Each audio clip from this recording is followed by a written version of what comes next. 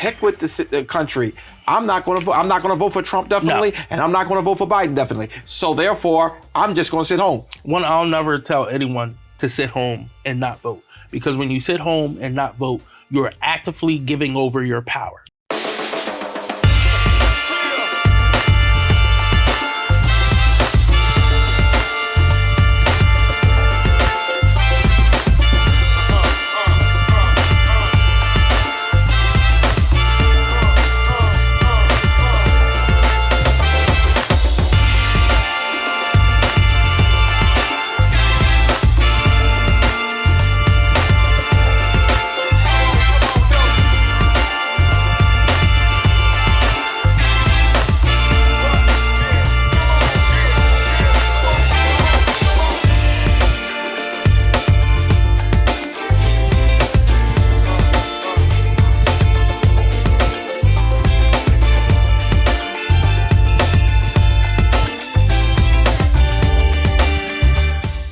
Good evening. This is Dr. Curry. This is Coby Owens. And welcome to The Source. Today we have so much to cover, Coby, that I really want to just jump right into it.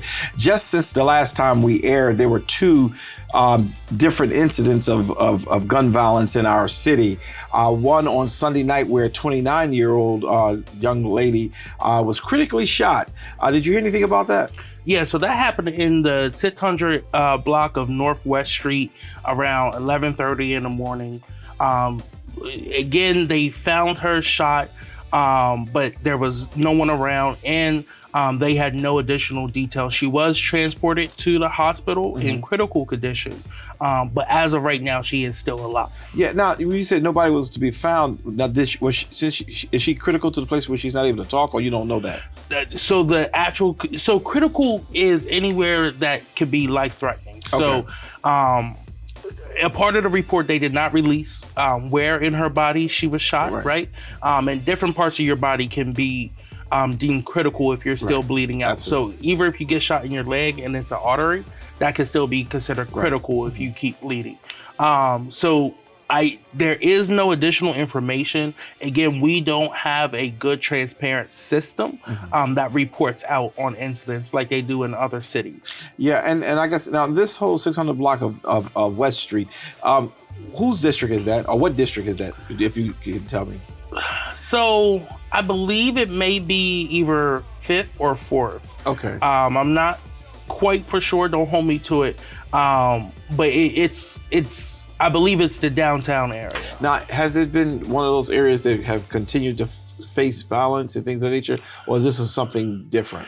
That surrounding area, yeah. Okay. That 5th, 6th, 7th Street, Washington and everything, all that area there. And in that area has seen violence and crime and a lot of drugs over the years. Okay. I was just wondering, but 29-year-old woman, now she's critically shot. It's interesting on a Sunday. And what was really shocking was around 12:30 in the morning.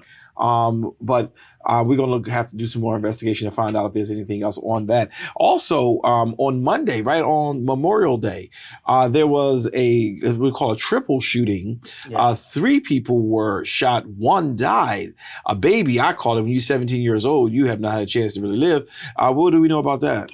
Yeah, so again, it was a 17-year-old, an 18-year-old, and a 21-year-old was shot on North Thatcher Street, the 2700 block of North Thatcher Street, around 7:30 p.m. The 18-year-old was the one who passed away. Okay, I'm sorry. All 3 were transported to the hospital, and the 18-year-old passed away at the hospital, unfortunately. The 17-year-old is still in critical condition, and the 21-year-old is in stable condition. But again, this is another holiday in which, you're supposed to, while we're remembering those who made the ultimate sacrifice, it was also a time for us to come together as friends and family, have some, start the summer off, throw some food on the grill and everything, and have time together. And now 3 families have now been impacted again by gun violence here in the city of Wilmington. Yeah, I heard one of my staff persons was sharing with me how somebody took a flatbed truck and broke into Miller Gun Store or something of that nature. I mean, I guess people, what is going on with people with their desire? So, The police just found the truck that they used to Okay. break into the store, but they were able to steal a bunch of guns. Wow. Unfortunately, though, that is the least common way of individuals getting guns. Here in Delaware, a vast majority of the guns that we're seeing being used in the city of Wilmington are guns that are legally purchased and purchased by suburban moms and then given to individuals here in the city of Wilmington for a price tag. Wow. It's called straw purchasing. Yeah. In a few years, the state actually cracked down on this and passed a straw purchasing law under the guidance of Moms Demand Action, the Delaware Coalition Against Gun Violence, and all the hard work that they put into that. Unfortunately, it's very hard to track sometimes who was the original buyer. But we also know that the Cabela's down by the Christiana Mall, our attorney general actually sued them because they were not properly reporting stolen goods.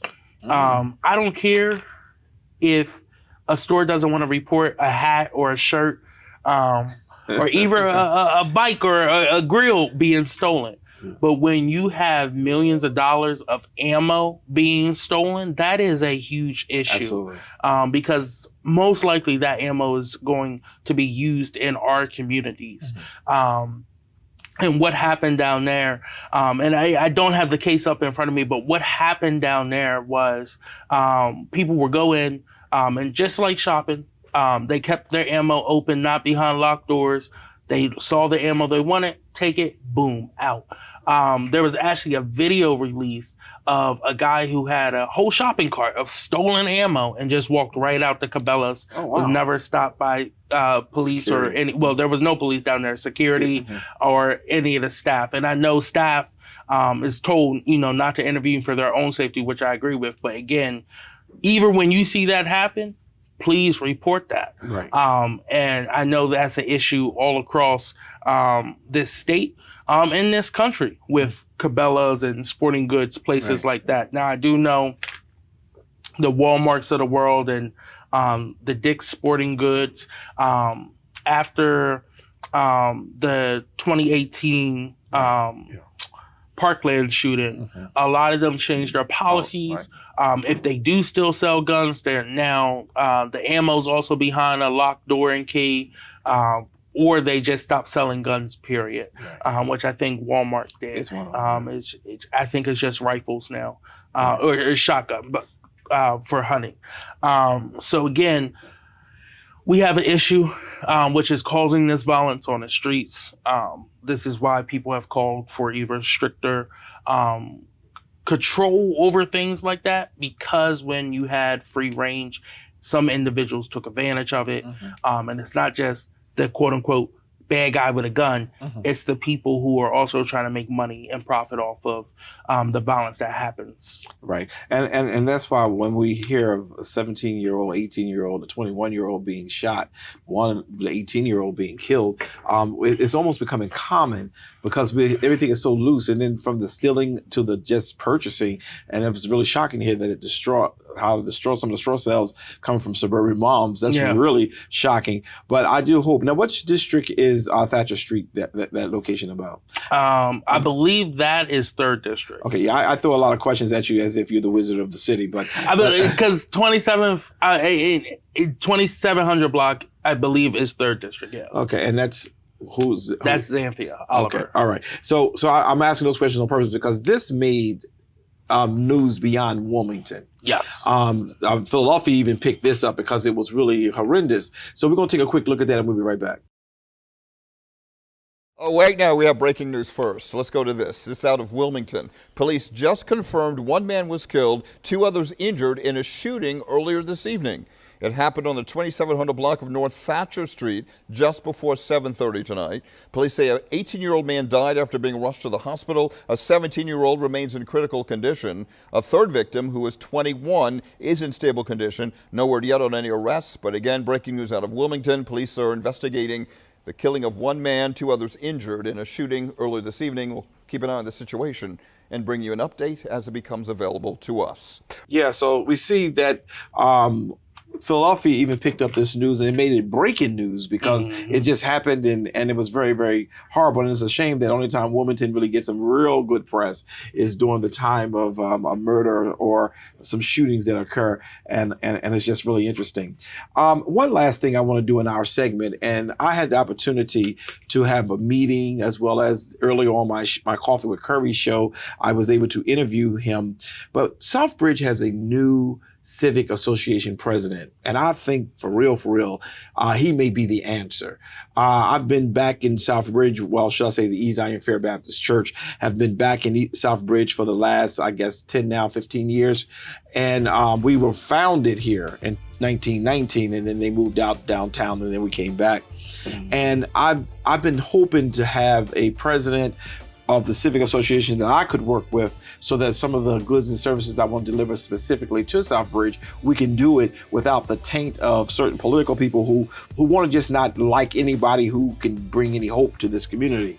Well, he came in and he requested meetings with all of the partners, and I happen to be one of the partners. And from the moment of that meeting, Coby, I'm gonna tell you, it just said, wow, he wants to know, what grants do you get? Talking to East Zion Fair, and in the name of Southbridge. Now, where I'm very happy to report, we don't get any grants because we give to our community from our offerings and our tithing. However, that is something that is needed. Now, you heard me on the show a couple of months ago, really criticizing the Southbridge Community Development Corporation.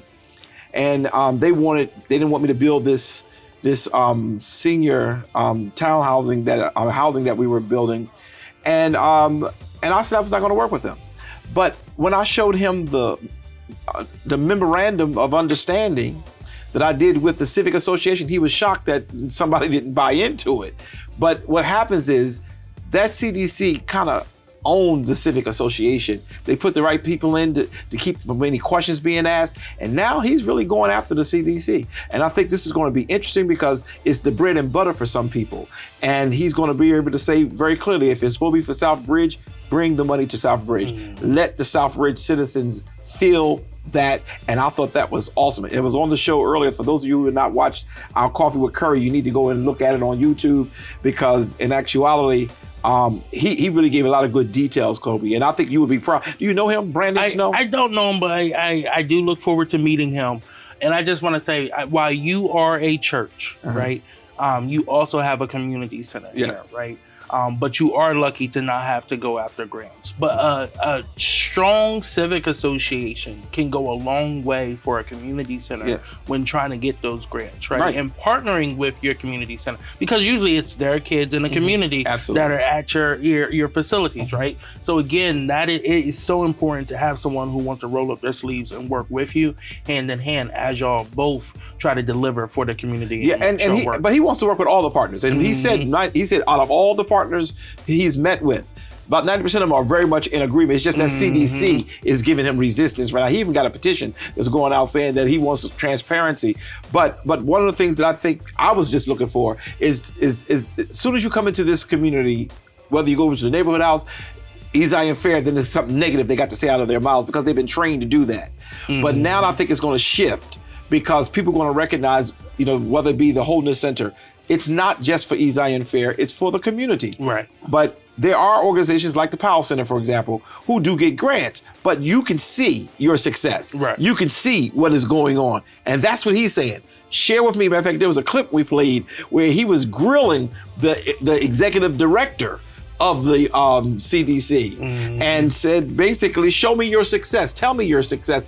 And the stumbling and everything else happened, but nobody was able to give the success. and I'm not laughing as a joke, but I'm saying this is a shame that people have been prostituted. People have been just saying we're doing this in the name of a community and not giving them any money, but they getting rich, getting new cars, getting new houses, getting new opportunities, but the community is still getting nothing. So I'm very happy. So his name is Brandon Snow. And I told him I'm praying for him because, when you start asking the questions he's asking, people will go after him.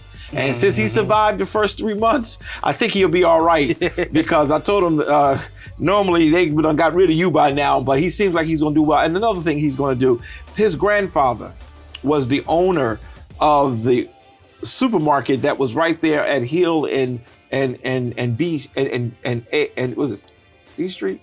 Hill, right there on the corner. His grandfather, and he was raised by his grandfather. He also played in the NFL too. Really? Yeah, he got a little resume like you a little bit. You didn't play in the NFL, but I ain't making that far. But he played football. But he did a whole lot, and he was raised right here in Southbridge. That's what's up. So I really think he's a good brother. I'm looking forward to really working with him and whoever else the team that he may have to just try to make some things happen and get rid of these old dirty people who want to just prey, Prey, on people. I thought it was a very good meeting. That's all I wanted to really add on for this first segment. Then we're going to go to our second segment. So we'll be right back. I am Tony Prado, Communications Specialist for the Blood Bank of Delmarva. We are charged with keeping all 19 hospitals in the Delmarva Peninsula stocked with the blood products they need for various hospital patients. The only way we can help those folks is by convincing people to donate blood. It's something that we cannot produce synthetically in the lab. We need people to donate their time and their blood in order to make that happen, whether you're giving whole blood, double red cells, or platelets. And we'll take those products, we'll test them, make sure that they're safe, and then distribute those to the hospitals as needed, including in hospital emergencies, trauma events that occur in the flash of a minute. And we ask you to help us. Go to delmarvablood.org or call 1-888-8-BLOOD-8 to schedule your appointment. We're celebrating National Blood Donor Month to raise awareness. And as I said previously, we are asking people to donate once per season, whole blood, or you can do double red cells twice a year, or you can do platelets every 2 weeks. Whatever fits your schedule, it's a great way to get back to your community, sit back and relax and donate some blood. And if you're like me, you don't have time to coach Little League or volunteer at the soup kitchen, donating blood is a legitimate way to give back to your community. You're gonna be saving lives and you're gonna feel good about it. I promise you. Thank you for your time.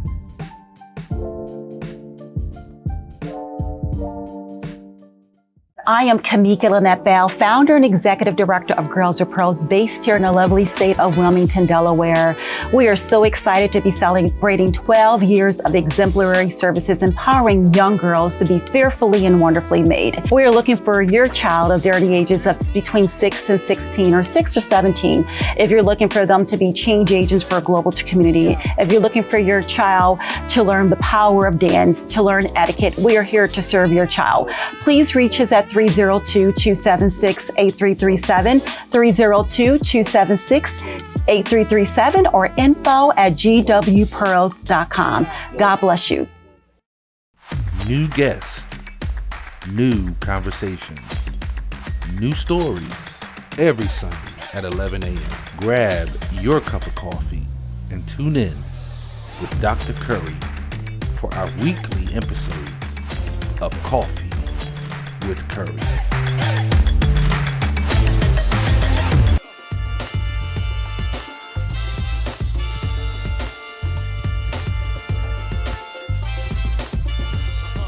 And we're back. Well, Coby, what's going on with the Coby Corner today? Yeah, so I want to start here in Delaware, and anyone who knows me knows that I've been talking a lot about education, in-school experience for students.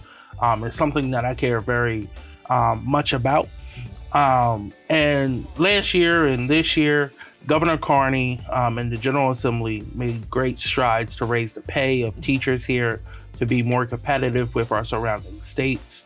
Our educational system ranks a lot lower than some of our surrounding states, with Jersey being one of the top up there with like Massachusetts and things like that. But one of the things that they haven't really gotten behind and invested in is IT specialists. And I wanted to talk about that today. One, because in my job, we do digital literacy, we do job preparedness, and I see almost on a daily basis the gap that has been created for our students, especially Black and brown students. Students were left behind prior to the pandemic, and that gap kind of just increased during the pandemic when it comes to digital skills. but also the digital skills of teachers as well too. Now they had to learn how to use Zoom and stuff like that, yes. But without proper IT specialists to help train them, and so that they can train the students on how to use that, we will fall behind. Now, again, the pandemic flipped the classroom upside down. I give it to teachers. They deserve that pay raise because I saw what they had to deal with. I don't know how they dealt with it. I had a 7-year-old sitting next to me on his laptop one time, and the teacher was talking. He just closed his laptop and said, "Yep, I'm done with that today." So it was a struggle, right? It was a struggle that teachers had to try to stay engaging, but also deliver a strong message to teach. So again, as we go forward, I would hope that the state invests more in that field, because that is the way of the future. We are going more towards a technological, digital world. With more AI, with electric cars. That is the way of the future, and to properly prepare our students for the emerging workforce, they need to have these skills in the classroom now at an early age, because their competition is starting at an early age, and we need to catch up. This goes all the way back to just investing more in the in-classroom experience. The AIRS report that came out, thanks to the lawsuit that the NAACP brought against the state, says there needs to be a minimum of $600 million increased funding in our education system, but recommended close to $1 billion just to get us back to the standard, right? So we have a lot of work to do. Yeah. And right now the state is, they're in the JFC right now doing final markups. You're not going to see that increase this year. The state is in a deficit, but hopefully in years coming up. So whoever the next governor is, it's going to be critical for them to have that follow through.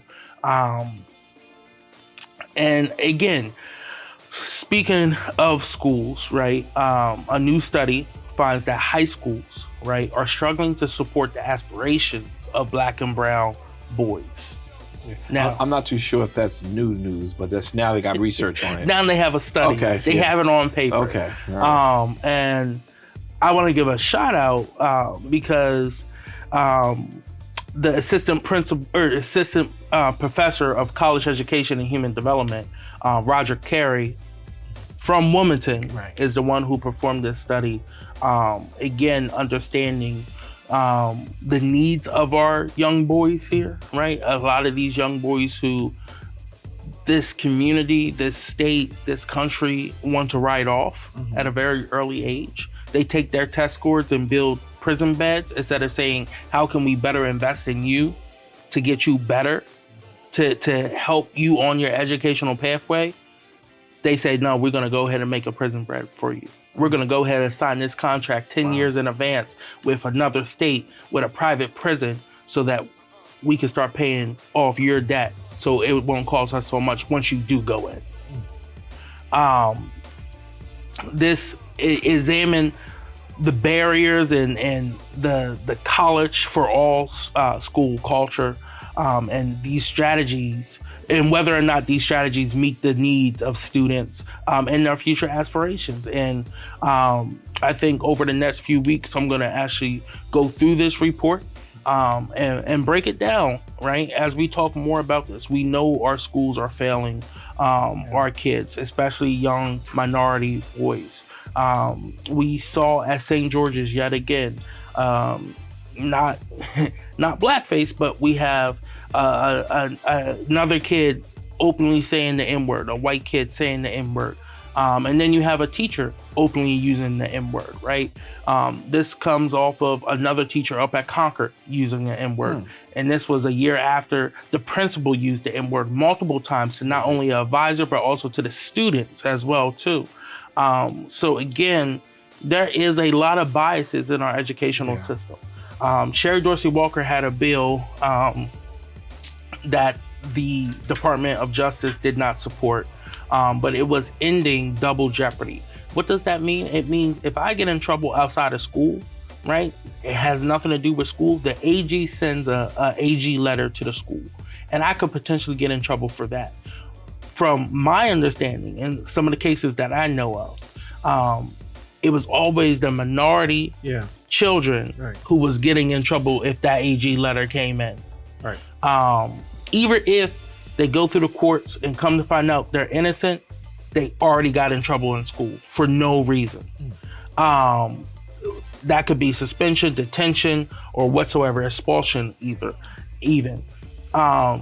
So again, because the DOJ did not support that, that bill wasn't able to move forward. But again, that's why it's so important to have champions like Shara Dorsey Walker down in Dover, who, you know, she won't be in her House seat next year.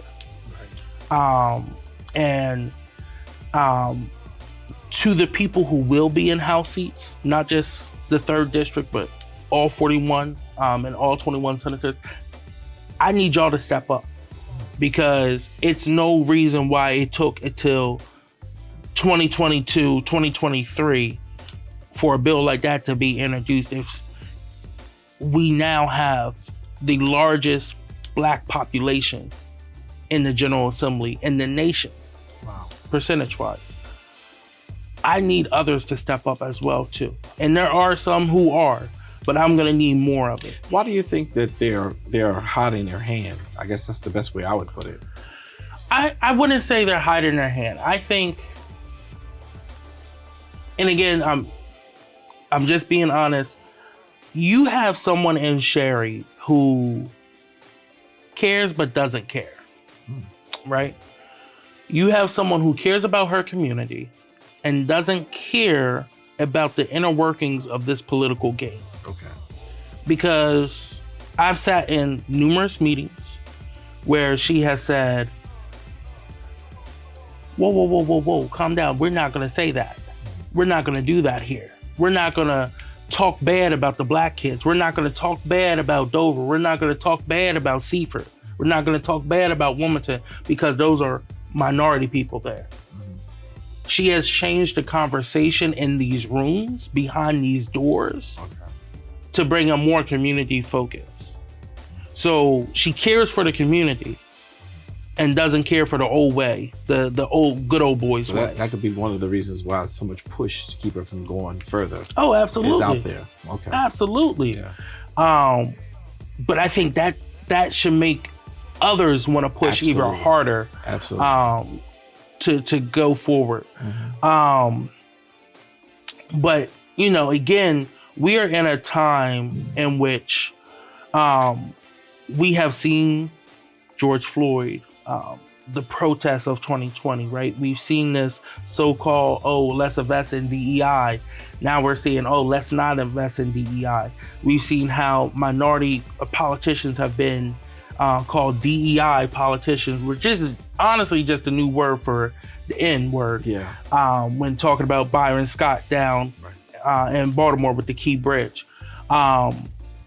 We have to come together as a community, and we have to support one another and work as a unit to really make sure we're not only electing people that look like us, but people who will fight for us and people who understand the struggle in which we are going through. Because there are some people who do not look like us, but they are certainly understanding of the struggle. Oh, absolutely. And they also are working harder than some who do look like us. I agree 100%. So again, we still have some work to do as a community, but you know, the work isn't quite done yet. I want to just update about the General Assembly, some bills that are coming up. There was a bill that passed the House, HB 374, that protects fertile treatment assets here in Delaware. We've seen attacks, especially in the South, Florida, Louisiana, Texas, and all those states attacking that.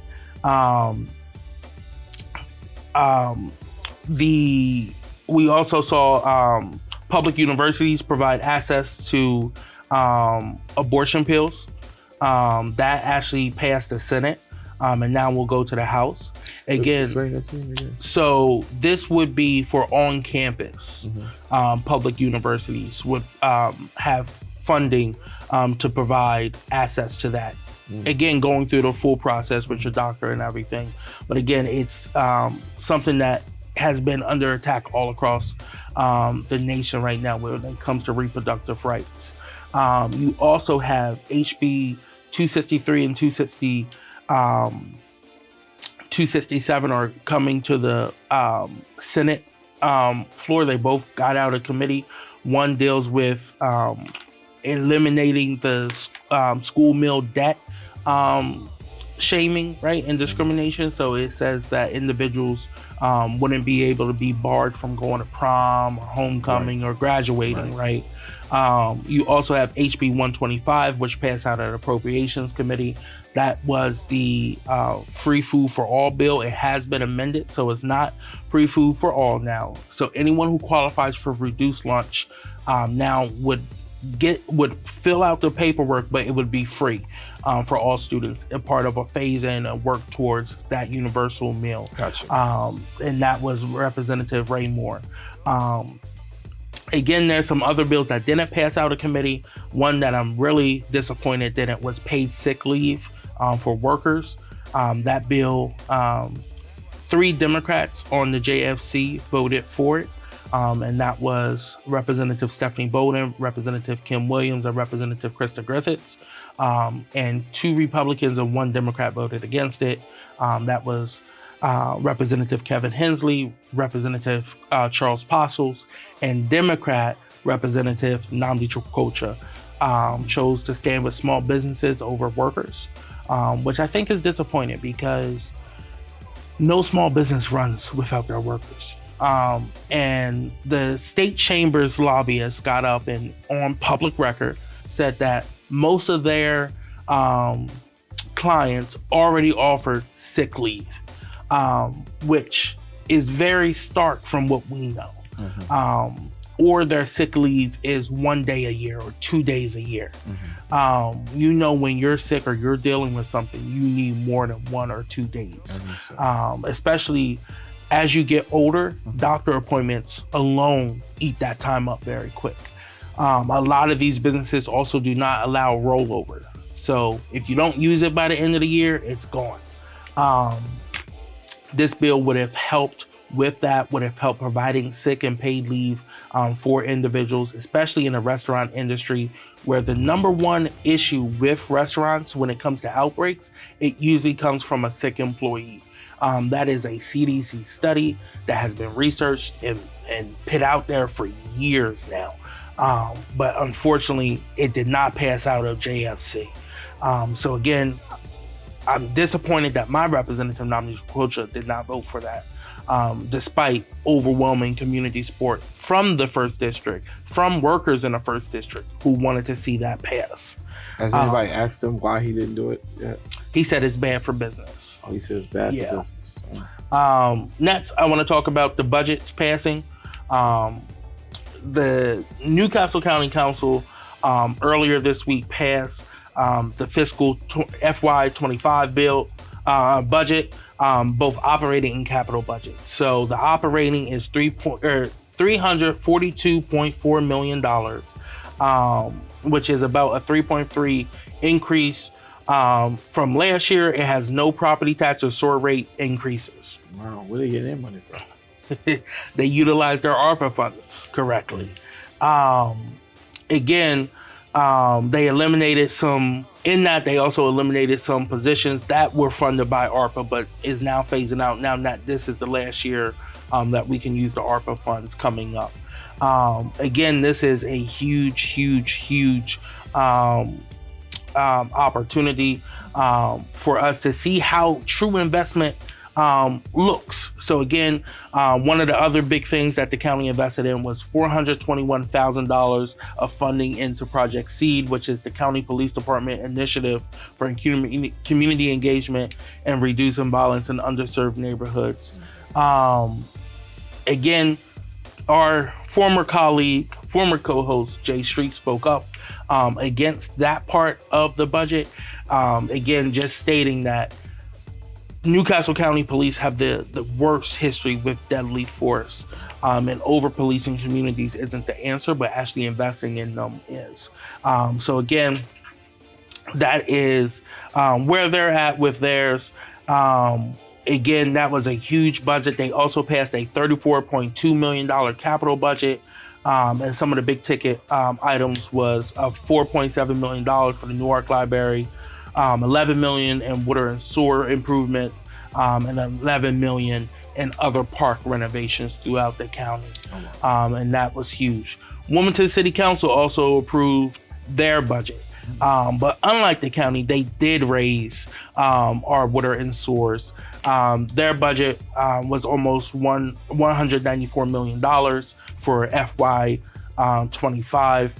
Some changes, they increased funding to HBCU Foundation, which is HBC. They put on HBCU Week.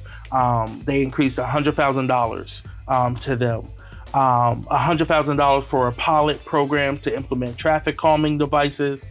$350,000 transfer from the city's tax stabilization reserve to be earmarked for minority businesses across the city. We're seeing a lot of businesses come into the city and open up. We also have seen some of our traditional businesses leave out, including some of our law firms as well too recently. Again, that was a huge budget. I believe there was 2 no votes on it, which was President Congo and Councilwoman Shanae Darby, our other cohorts, voted no on the passage of the sewage and storage rate increases. Now, did they vote individually or did they just vote on the whole budget? So there is, you have the budget, then you have the water and storage increase. Okay. So they voted no on that. And I believe they also voted, they may have both voted no on the budget as well too. Vincent White voted present on that to avoid any potential conflicts. Okay. So he didn't state what the conflicts may be, but that is the right thing to do. That's the ethical thing to do. Now, the question I was going to ask is, did they have also, I heard that it was an increase in city council Yes. Money. How much money they not get, but their personal salaries. Yes. So council, that same night that they voted to increase the water and sewer rate and pass the budget, they also voted to increase their own. So they make about $29,000 now, and that's going up to $35,000 for a regular. Oh wow, that's a nice little jump. It is. Now, how many people voted against that? I believe it was all of them voted for it. A unanimous vote for self-interest to make sure we all get a salary increase. Actually, no. It was not unanimous. Oh, okay. I believe Trippy may have voted against it. Oh, Trippy did vote against it? Yeah. Oh, okay. I just want to make sure I understood it. I may be wrong on that again, but yeah, no, it did pass. And they also changed the calculation, the method of calculating the scale. And this was after they did a study for a while, and they kind of referenced cities of this size, what is earmarked and how it'll go up, the CPI index that they'll use for that. But council president will now make $45,000. The finance chair will make $42,000. The pro temp will make $40,000, and then a regular council member will make $35,000. Understood. We'll be right back.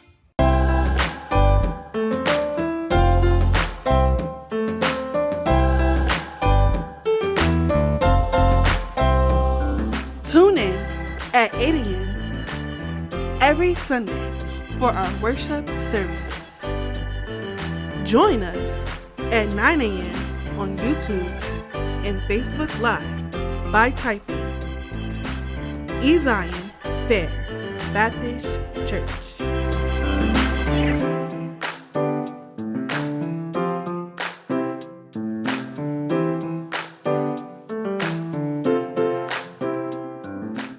We are Wilmington's most exciting church. Greetings, I'm Representative Sherry Dorsey Walker of the 3rd District, and I am running for Lieutenant Governor for the state of Delaware. I have previously served on the Wilmington City Council, I served on the Board of Parole, and I am in my 6th year, my 3rd term as a state representative, and I am seeking your vote on September 10th, 2024 to be your next Lieutenant Governor. I believe I am uniquely qualified for this position. Please consider voting for me on September 10th, 2024. You can also become involved with the campaign by going to my website, www.sherry, spelled SHERRY, Dorsey, DORSEY, Walker, WALKER, that's sherrydorsey.walker.com, and you're welcome to make a contribution. Sign up to volunteer, host a party, join us for parades. But please consider voting for me on September 10th, 2024 to be your next Lieutenant Governor. May God bless you and continue to be a shining light in your life.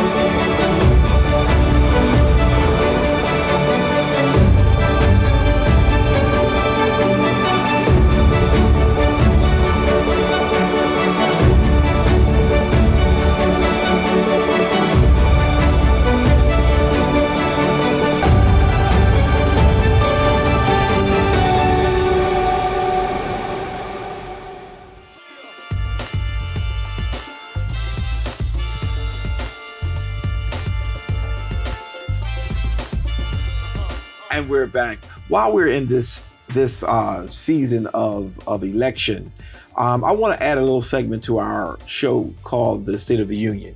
I know it seems like I'm doing a lot of CNN stuff, but I did do the source before they did the source, so just so we all know. But there's a couple of things I'm concerned about, and let me just not play the political role. Let me be very straight with you. What is going on over in Gaza, I am very much not in favor of. Now, I believe that Israel has a right to protect itself, okay? What the Hamas did to the innocent citizens in Israel was damnable. It was horrible. And I just don't think it's right. And I believe that Israel had a right to respond. But right now we're in a very serious crisis where a lot of the Palestinian people, especially children, women, and innocent men, they're suffering death to no fault of their own. And at some point, I'm hearing people in the left flank of the Democratic Party, they are very critical of Biden. Well, America is sending over millions of dollars, and they are, to continue to support an ally. That's what we do.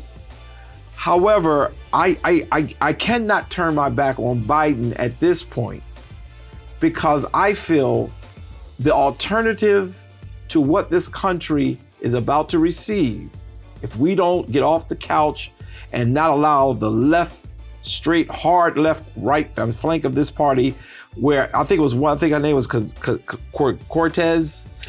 She made the comment, we will remember in November. That's dangerous. That's dangerous. And for all the persons who feel like, we're not going to vote for Biden, I can't tell you who to vote for. But what I can say to you is we have a decision. One of the two will get in. showing Biden that he should not do this. Did you know that Trump is more pro-Israel than Biden? So if you're having a problem with what they're doing, it's going to get worse. But let's bring it to America. If you think that it's going to be easier for you under his administration, more power to you. I think it's reckless. I think it's very reckless when we will continue to say that I will not compromise because he's allowing all these millions of dollars to go over there. We are not going to vote for him. We'll vote for everybody else. And when Donald gets in, I don't want to hear nothing. I don't want to hear anything because I'm going to remind you we had an opportunity to fix this. Now, it's something I said, and I'm going to be done with this, and Coby, we're going to talk about something totally different. I am very clear that compromise matter. If Biden was to sit and do exactly what the extreme right and left of the party is asking him to do, he will then frustrate those who are on the right side of the party, the more progressive Democrats. And he will then wind up in a more dangerous spot. Trump already got his people. They're being quiet on this issue because they're not going to condemn Biden allowing money to go over there because they want to act like, as a matter of fact, they're ready to invite the prime minister to the what's it called, the Senate or to the joint session of Congress. So they're showing their support. At some point, we got to be citizens and we got to make a decision without compromising your morals and values. You're not compromising your morals and values when you are making a decision for the democracy, for the future. And for those of you who are paying close attention to me, I want to make sure, and I guess I should be looking more at that camera. I want to make sure that we're very clear. You have to be careful because we're in a crisis in America. And if you think allowing Donald Trump to get back in is the key, you have another thing coming. But I'm going to remind you, when it's all said and done, because in some areas Biden is doing pretty bad. But I'm not one of those pessimistic people. I believe that the Lord will speak at the right time. And if he does, and the way he wants it to happen, that's how it's going to turn out. And I'm not going to stress about it. But I just think it's very reckless. And I think it's very much inappropriate for us to be so gun-ho on one position that it causes us to lose out on our total democracy. We have to take note to that. The last thing, hold on, before we move on, I want to add to that as well too, because I've talked about it before on this show. Israel gets $300 billion from America over the last few years, right? But yet we don't have money to fix our failing housing infrastructure, our education system, to invest in jobs instead of prisons. We don't even have money for reparations. Okay. But we can fund a whole nother country. The vast majority of their country is funded by us. True. This past weekend, we talked earlier in the show about the death of a young teen and 2 other young folk getting shot, right? 45 people were killed in attacks on tent cities. And it wasn't soldiers going through shooting. They dropped bombs on tents. Rafah is the southern part. It's the south part of Gaza, right? It's not. It's southern to Gaza. Mm-hmm. It is the point in which you can cross into Egypt. But now Israel controls that passing and won't let anyone else go through. Mm-hmm. They are trapping people in a corner and then killing them systematically. Mm-hmm. Does that sound familiar? Oh, yes. That sounds like how America has systematically memed, degraded, and murdered Black and brown people across this country. Correct. And this weekend, a photo went viral on social media because if you post anything to deal with the actual bodies of the children, you get flagged or you lose your account completely, censoring individuals. So a meme was created and all it says is all eyes on Rafah. And it just shows body bags all over. Mm-hmm. 37 million people shared that on their own accounts on Instagram. Millions liked it on Twitter. Again, this is something that I'm a proud Democrat, but Joe Biden is failing on this issue. And I agree. It is our dollars, our warheads that are being used to murder innocent children. Children. The vast majority of the Palestinian population is under 18 now. Why? Because it did not start on October 7th. It started almost 40, 50, 60, 70 years ago when they decided to occupy Palestine, and they have systematically killed the men, the women. They castrate the women so that they can't have babies. This is a sad, sad time for us to just sit by and say nothing. We need our people who are in power here in Delaware, which is our U.S. senators, our U.S. House representative, our president who's from here, to wake up and stand with America. That money can be used in America. And stop providing resources to this. Now, you are a very intelligent political person. What you have shared is true. I'm not going to denounce, and this is why I love our relationship as co-hosts in this show. What you've just shared is totally true. But some of the things, what if the alternative is Trump is in the White House? It's even worse. So my point, I do not support what is happening. I am against sending the money over there. I'm against what Israel is doing right now. As a Christian, I'm brainwashed not to go against Israel, but I am against them for this. However, I'm now speaking out against the people who are saying we will remember in November. So to that, right? Because we've seen that before. You're asking them if a plane crash, or if you're on a Titanic and the Titanic goes down, right? Would you rather drown when the ship goes down, or sit in your raft in the middle of the ocean for the next 3 weeks until you slowly die? And for some of them, For some of them, they don't see the difference, right? Because they feel like they're gonna die anyway. Correct. But I don't see it that way, because you know what I believe? In using your own analogy, I believe that if a person is on the rafter, there's yet an opportunity for the person to be saved. It is. As opposed to the ship. So that's the clear understanding I'm looking at. I am against what is going on. I am not going to support Biden and do this, but he doesn't make the final decision on the monies that goes over. That's Congress. Okay? Correct. So let's get that clear, all of you who are paying attention. So that's Congress. And that's why I said our U.S. senators in U.S. House as well. You don't hear their names. Granted, it is 100 senators, right? Yes. There is 235.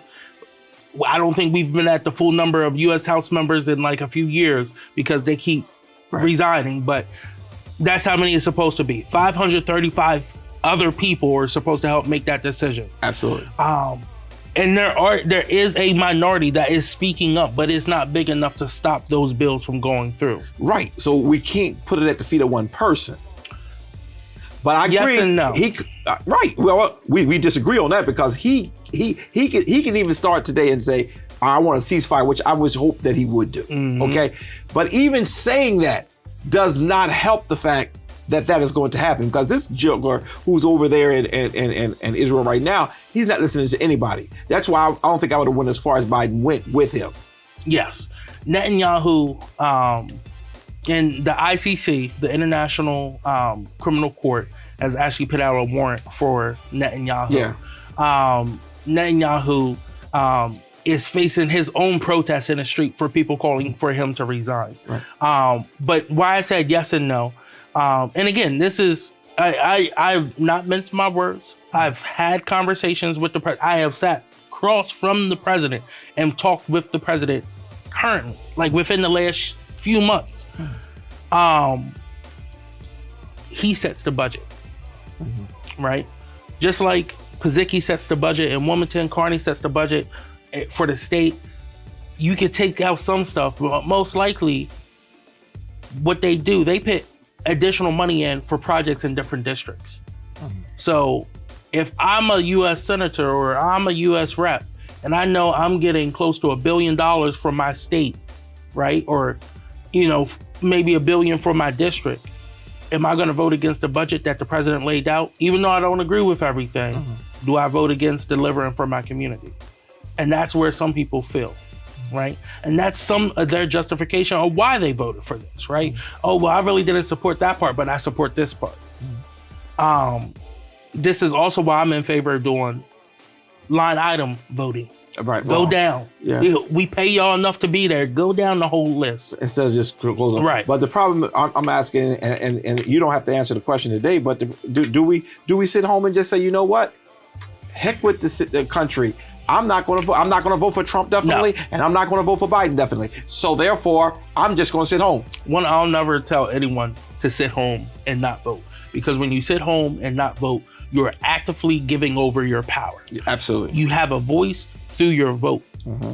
Now, whether you vote for, and again, mind you, I'm a strong Democrat, but if you want to vote for the third party, vote for a third party. Whatever you agree with, whoever speaks to you, that's the power of democracy, right? That is what our First Amendment right is supposed to be. We can express ourselves however. But don't sit home and not vote. Take part of the process. And if you feel so strongly about something, start to organize. Right? And then when you start organizing, people start realizing things and they start listening and things. But you have to be strategic with it. In 2020, listen, we have had multiple protests in this state about police brutality. But we called ours not just a protest because we wanted policy as well, too. We took that anger, that rage that was at our protests as well. Ours was peaceful, but again, there was a lot of rage, there was a lot of anger, a lot of emotions built up, and we directed that towards policy. You have to be very strategic. See, some people just want the fame of organizing. You have to put in the work. And also, on the ballot, and again, no offense to the president or any of our congressional delegation, when it comes to our day-to-day life, city council, county council, state rep, state senator, school board have more of a day-to-day impact on our life than our federal delegation. Even though the federal is at the top of the ticket, that bottom of the ticket matters the most. So if you are upset at the top of the ticket, Joe Biden didn't just raise our taxes. That was city council. If you don't think funding's going to the right places in the county and the city, that's the state, county, and city you need to deal with. So don't just sit home because you're mad with one person. Understand that your vote, you have multiple votes on that ballot. So make sure you make your voice heard. And I think that's where I want to make sure of. But I just think it's very reckless where we are just basically saying, forget about it. He's not going to get it. But there's a whole lot of different elements to it. Well, I guess that's all our show we have today because we're really out of time. But I do want to ask the one question, yes or no. And by the time of the airing of this show, we will either know whether or not Donald Trump was convicted or not convicted. Do you think he will or will not be convicted? I don't think he's going to. Okay, you don't think he's going to? He's like a little snake. He always slithers out of things. Yeah, I think it's going to be a hung jury. Because it only has to be one for this one, right? Yes, only got to be one to have the hung jury. But you know what though? Something in me keeps saying he's going to be found guilty. Something in me keeps saying it, but I'm afraid to put that out publicly. They've been making it too big of a spectacle. I think you'll have at least one juror who will be scared, and that's how he gets off. Okay, so you stick with the hung jury. I'm gonna stick with he's going to be found guilty. All right, we're gonna see next week when we come back. Listen, this is all our show today. It was a pleasure being with you today. This is Dr. Curry. This is Coby Owens. And we say see ya. Take care, y'all.